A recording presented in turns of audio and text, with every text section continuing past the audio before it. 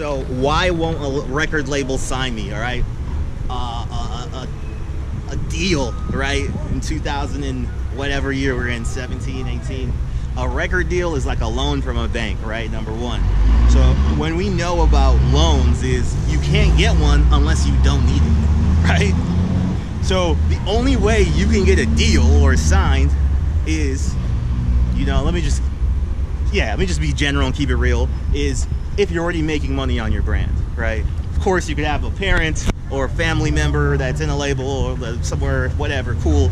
But if you're just some random dude on the street, they care about the dollar signs, right? So the ways that labels identify people right now is, are you actually selling? And if you're in the 13 to 17 demographic or 35 and older, those are the only people who really buy music. So an 18 to 35 age demo, it's like Shazam's. So is your shit popping on Shazam? Are people hearing your stuff and getting out their phone and saying, boom, who is this? That's the way the music business is identifying who should get a deal right now, right? So it's very hard to get people to find your music if you're not paying for placements. If you're not on the radio, if you're not on TV, how the fuck are people in random ass places gonna be like, oh, well, I just found so-and-so's music, let me Shazam this shit now? Like, so it's basically a money game, right? So if you're not already spending money on your music, how are you gonna get it heard? And then how are you gonna get the shit Shazammed?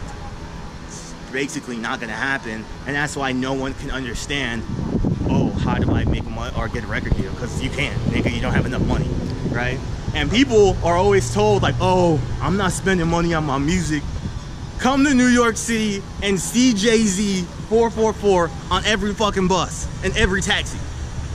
Like, what are you talking about? They didn't say, oh, we like you, we're gonna put you so everyone in the millions of people in the world can see your ass today up here for free. Yeah, right.